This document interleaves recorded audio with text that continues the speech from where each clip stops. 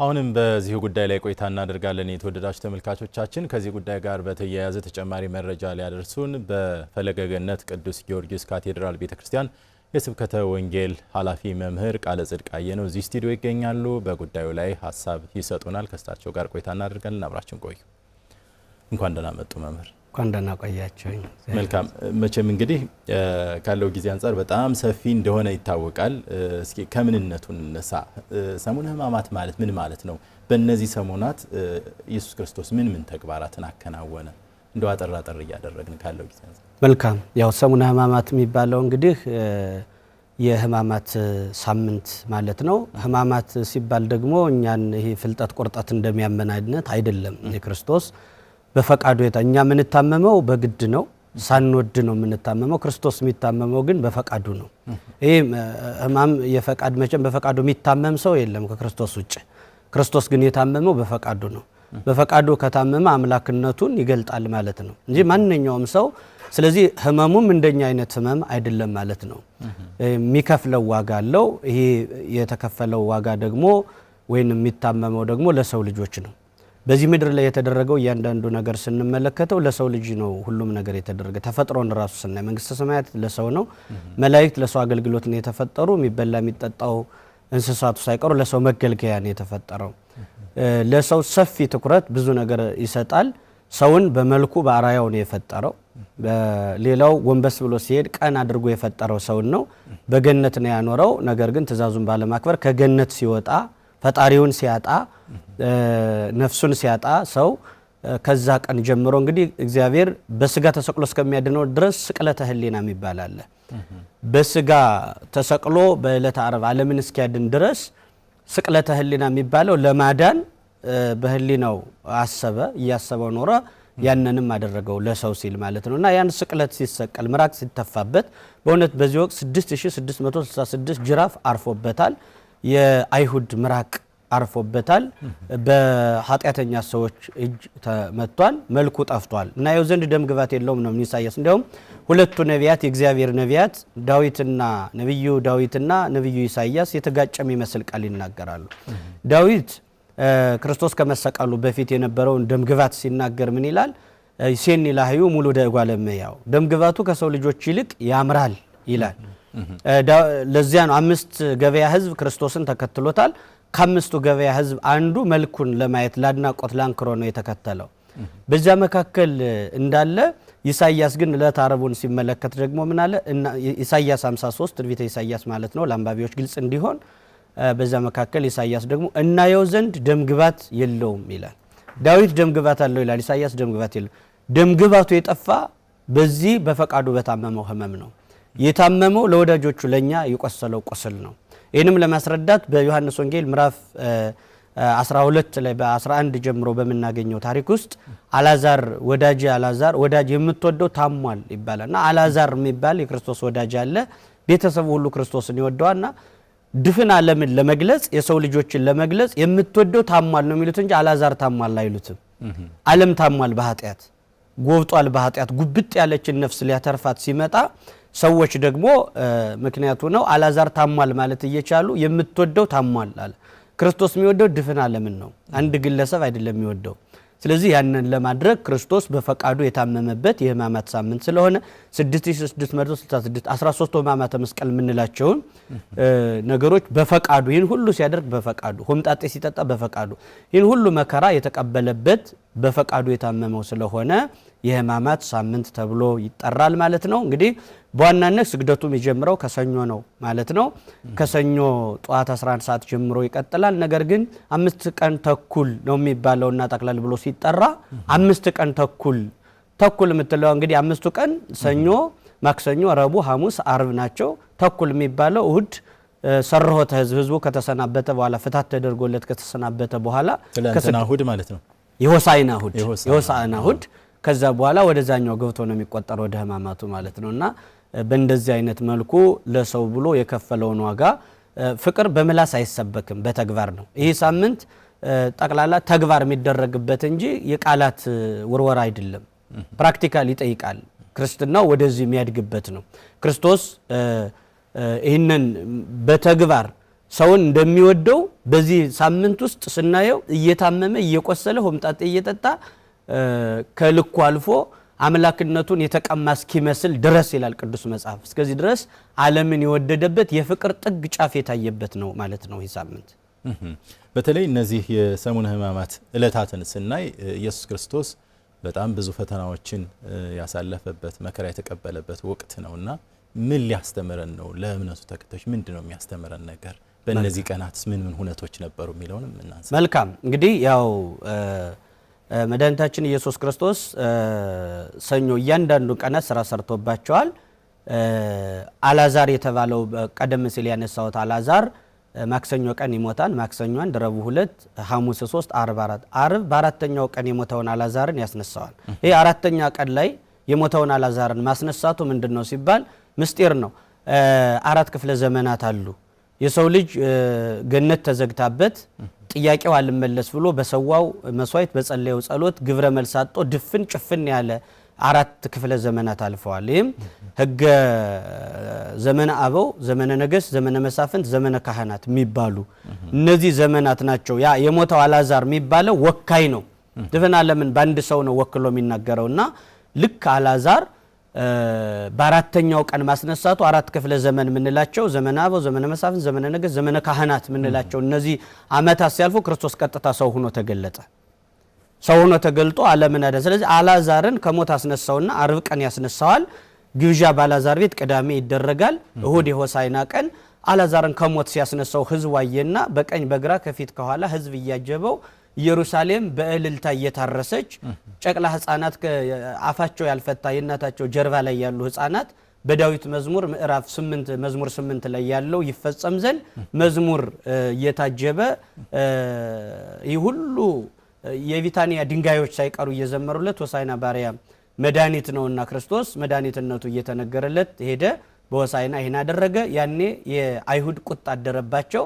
ቁጣ ያደረባቸው አይሁድ ለመግደል ተነሳሱ ማለት ነው። ከዚህ ጀምረው በብርታት ፈለጉት። ሰኞ ቀን አንጾተ ቤተ መቅደሱን አጸዳው። ቤተ መቅደሱን እንግዲህ 2 ጊዜ ነው ያጸዳው። መጀመሪያ ምኩራብ ብለን በዚህ ጾም ውስጥ ስናከብር በዓሉን ምኩራብ ላይ ምንድነው ያሳየው?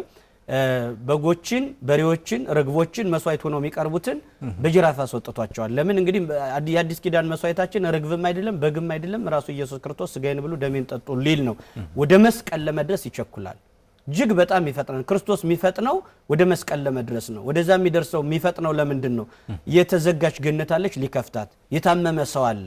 ያንን ሰው ሊያድን ድፍን ዓለምን ለማዳን ስጋውን ቆርሶ ደሙን አፍሶ ይፈጥናል። ወደ ህመም ወደ ሞት ይፈጥናል ክርስቶስ በፈቃዱ ቢሆንም። ከዛ ሰኞ ዕለት ርግመተ በለስ ይባላል። ወደ ቢታንያ ሲወጣ ጧት ላይ ሰኞ ዕለት በለሷን ፍሬ ያላት መስለው ቅጠሏን አየና ሲሄድባት ግን ቅጠል እንጂ ፍሬ አጣባት። እንግዲህ ሰዎችን ነው በለስ ብሎ የሚጠራቸው። ቤተ እስራኤል የሚባሉት ቤተ አይሁድ ፍሬ ያልተገኘባቸውም ቅጠል ብቻ ከላይ የሚያምር ብቻ ነው። ስለዚህ ለዘላለም ፍሬ አይገኝብሽ ብሎ ሰዎቹ ፍቅር ጠፋባቸው። ክርስቶስ ተርቧል የሚለው ፍቅር ነው የተራበ ክርስቶስ። አሁን ዛሬ የሚራበው ክርስቶስ ፍቅር ነው። ሌላ የሚቸግረው ነገር የለም። የሰው ልጆች ፍቅር ግን ይርበዋል ክርስቶስን። ከኛም መካከል ፍቅር ሲጠፋ እያንዳንዱ የሚያስቸግረው እሱ ነው። ተርቦ ሄደ። እዛ በለሷን ረገማት ማለት ፍቅር የሌለባቸውን ሰዎች ማለት ነው። በሌላ መልኩ ግን ያቺ እግሯን ዘርግታ እንደ በለስ ቅጠሉ ከሌሎች ቅጠሎች ይልቅ በለስ ሰፋፊ ነው ቅጠሉ። ኃጢአት በምድር ላይ እንደ በለስ ቅጠል እግሯን ዘርግታ ነበረ። ያችን ኃጢአት አደረቃት ማለት ነው። አደረቃት፣ ከስሯ ነቀላት፣ ቁም ነገር እንዳይኖራት አደረጋት ማለት ምንድነው? ዛሬ ኃጢአት የሰራ ሰው ወደ ንስሐ ሲገባ የነፍስ አባቱ ጋር ሲገናኝ ወዲያውኑ በተናዘዘው ኑዛዜ በሰገደው ስግደት ውልቅ ብሎ ንጹህ ሰው ሆኖ እንዲሄድ አደረጋት። ያን ጊዜ ግን በዚህ የሚላቀቅ አልነበረም ክርስቶስ እስኪሞት ድረስ በነበረው። ስለዚህ በለሷን በማድረቅ ፍሬ ያጣባት እንደተባለ ከሰው ልጆች ፍቅር ማጣቱን ራሱ ግን ፍቅሩን በተግባር ማሳየቱን የሚታይበት በለሷ የተረገመችበት ነው። በዕለተ ሰሉስ ማክሰኞ ማለት ነው። በዛ ቀን ደግሞ እንግዲህ የጥያቄ ቀን ነው። አጥብቀው ይጠይቁታል። እሱም እኔ የምጠይቃችሁትን ከመለሳችሁ እኔም እመልስላችኋለሁ ይላቸዋል። እነሱ ሲጠይቃቸው የዮሐንስ ጥምቀቱ ወዴት ነው ይላቸዋል። አናውቅም ይሉታል። ክርስቶስ ግን አላውቅም አይላቸውም፣ አልነግራችሁም ነው የሚላቸው። እነሱ ስለማያውቁ ነው። ክርስቶስ ግን እያወቀ ነው የማይነግራቸው። የጥያቄ ቀንና አብዝቶ ትምህርት የሰጠበት ቀን ነው። ረቡዕ ደግሞ ምክረ ሞቱ 72 ሸንጎ 72 አባላት ያሉት ትልቅ ሸንጎ አለ። በዛ ላይ ስለ ክርስቶስ ይመክሩ ነበር። በይሁዳ ምክንያት ምክረ ሞቱ በዛ ቀን ተፈጽሞበታል እንላለን። እንግዲህ ረቡዕ የተወሰነው ነው ዓርብ የተከናወነው። ከሐሙስ ጸሎተ ሐሙስ ይባላል። ጌቴሴማኒ የሚባል ስፍራ ላይ ግንባሩን መሬት አስነክቶ በፈቃዱ እየሰገደ ወደ ፈተና እንዳትገቡ ተግታችሁ ጸልዩ፣ እንደዚህ አይነት ከባድ ፈተና በሚመጣባችሁ ማምለጫ መንገዱ መውጫ ቀዳዳው ማምለጫ ሜዳው ጸሎት ነው ብሎ በተግባር አስተምሮ ዞር እያለ ሳያቸው እንቅልፍ ተይዞ ሳያቸው ወደ ፈተና እንዳትገቡ ትጉና ጸልዩ እያለ ያስተማረበት ጸሎተ ሐሙስ የሚባለው ነው። ምስጢረ ቁርባንንም በዚህ ዕለት ሰርቷል። ዓርብ ዕለት እንግዲህ ይቸኩልበት ወደ ነበረው መስቀል ደርሷል። በይሁዳ መሪነት መድኃኒታችን ኢየሱስ ክርስቶስ መስቀል ላይ በፈቃዱ ተሰቅሏል። 5ቱ ችንካራት ሳዶር፣ አላዶር፣ አደራ፣ ዳናት የምንላቸው ሮዳስ የምንላቸው እነዚህ 5ቱ ቅንዋት ሁሉ የተፈጸሙት በዚህ ዕለት ነው። ለሰው ልጆች 5500 ዘመን የኖረውን ችግር ሳምንቱ ጥቁር ሳምንት ነው የሚባለው ሰው ልጆች ላይ የነበረውን ክፉ ነገር ሁሉ ገፎ ሊጥል እሱ መስቀል ላይ በፈቃዱ ወጣ ማለት ነው። እንግዲህ ዕለተ ዓርብ ብዙ ድርጊቶች ተፈጽመውበታል። ተፈጥሮ የተንሸራተተበት ቀን ነው። በሰማይ 7 ተአምራት በምስጢር ነብዩ ኢሳይያስ ምን ይላል? ወኢሕዛው ሰብኡ አንስት ለአሐዱ ወሬዛ 3 ሴቶች አንዱን ወንድ 7 ሴቶች አንዱን ወንድ ይይዙታል። የራሳችን እህል እንበላለን፣ የራሳችን ልብስ እንለብሳለን፣ ባህቱ ይሰማይ ስመከ በላዕሌነ ወንድ አላቸው ተብሎ እንጠራ ብለው ይይዙታል ይላል። ለሰሙ የጦርነት ወቅት ኑሮ ወንዱ ስለሚጠፋ ነው። ወርቁ ግን 7 ሴቶች አንዱን ወንድ ይይዙታል የተባለው 7ቱ ተአምራት በዕለተ ዓርብ ክርስቶስ ሲሰቀል እነዚህ ክስተቶች ይፈጠራሉ። የተፈጥሮ ሕግ ይንሸራተታል ማለት ነው። መሬት ተንቀጥቅጧል። አይባን ተፈትተዋል። እንደ ትኩስ ዳቦ ተቆራርሰዋል ድንጋዮች። ከ500 ብቅ ከ600 ዝቅ የሚሉ ሙታን ተነስተዋል፣ እንዳሸን ፈልተዋል። የመቅደሱ መጋረጃ ተተርትሯል። ከዋክብት ረግፈዋል ማለት ብርሃናቸውን ከልክለዋል ማለት ነው እንጂ አንድ ኮከብ መሬት ላይ ቢወድቅ ቦታም አይበቃው። ምስጢራዊ ንግግር ነው። ከዚህ የተነሳ በጣም ብዙ ክስተቶች እንደነዚህ አይነት ነገሮች ተከስተዋል ማለት ነው። መልካም። እንደው አጭር መልእክት የሚያስተላልፉልኝ ከእምነቱ ተከታዮች ምን ይጠበቃል በተለይ በጎ ማድረግ ላይ የሚለውን ካለን ጊዜ አንፃር አድርገው። በጣም ጥሩ። እንግዲህ አሁን ቤተክርስቲያን ተሰርታ ያለቀች ስንዱ እመቤት ትባላለች ስም አጠራሯ።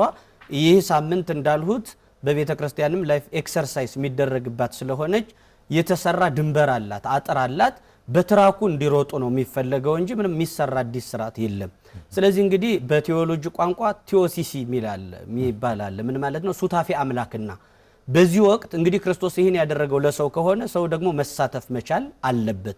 ዋናው ነጥቡም እሱ ነው መሆን ያለበት። ስለዚህ ስቅለተ ህሊና የሚባለው በዚህ ወቅት ይሄ ተመስጦ የሚባለው ህሊናችን ላይ የክርስቶስ ስነ ስቅለት ነው መኖር ያለበት። ቅዱስ ጳውሎስ ሲናገር ምን ይላል?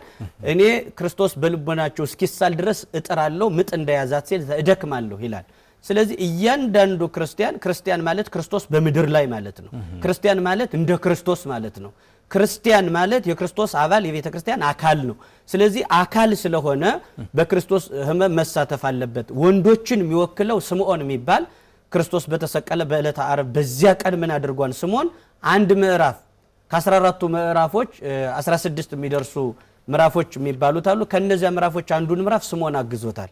መስቀሉን ተሸክሞ አንድ ምዕራፍ ሂዷል። ስለዚህ ልክ እንደ ስምዖን አንድ ምዕራፍ የማገዝ ያክል ውሏችን በቤተ ክርስቲያን እያንዳንዱ ማተብ ያሰረ ክርስቲያን ውሎ በቤተ ክርስቲያን ሆኖ ከጣመ ከላመ ነገር ተለይቶ እዳለበት ነው የሚል በዚህ ሳምንት በሰሙነ ሕማማት ባንድም በሌላ ምክንያት ሳይጾም የኖረ ሰው ቢሆን ባለ 50 ካለፈ በኋላ እንደገና ይጾም ተመልሶ ነው የሚለው።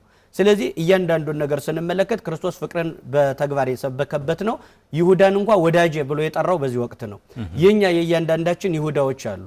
ዝም ብሎ መስገድ፣ መጸለይ፣ መጾም ብቻ አይደለም፣ መውጣት መግባት ብቻ አይደለም። በምግባር በተግባር የሚገለጣል። በዙሪያችን ያሉ ይሁዳዎች አሉ። የኛ የእያንዳንዳችን የተሰጡን ይሁዳዎች አሉ። እነሱን ወዳጄ ሆይ ብሎ ክርስቶስ አቅፎ ነው የሳመው። እስከዚህ ድረስ የሚሰገደው ስግደት ከንቱ እንዳይሆን በዚህ ፍቅር ልክ መራመድ መቻል አለበት። በስንክሳር አባቶቻችን ታሪክ ስናነብ የሚሞቱት እየሰገዱ ነው ነፍስ ከስጋቸው ቱር ብላ የምትወጣው። ስለዚህ በዚህ ወቅት ማንኛውም ወንዶችን ስምዖን ይወክላል ብለናል። ሴቶች እህቶቻችን እናቶቻችን ደግሞ ቬሮኒካ የምትባለዋ ሴት ልክ እንደ ስምዖን መስቀሉን መሸከም እንኳን ባትችል ምን አድርጋለች? በያዘችው ልብሷ ላቡን በመስቀል ምክንያት የሚወርደውን ላብ አብሳው ነበረ። ማታ ላይ ሄዳ ስታዩ ግን ክርስቶስ እንደተሰቀለ ሆኖ ልብሷ ላይ ተስሎ ተገኝቷል። በልባችን ክርስቶስ እስኪሳል ድረስ መዋያችን ቤተክርስቲያን 6666 ተገርፏን 6666 ስግደት አለ በዚህ ሳምንት ውስጥ። ስለዚህ እሱን ማድረግ አለበት። ይሄንን ማድረግ መቻል አለበት ሰው ማለት ነው። መልካም መምህር ቃለ ጽድቅ አየነው እዚህ ስቱዲዮ ድረስ ተገኝተው ለሰጡን ሃይማኖታዊ ማብራሪያ ከልብ አመሰግናለሁ። በተመልካቾች ስም ካለን ጊዜ አንፃር ነው። አመሰግናለሁ።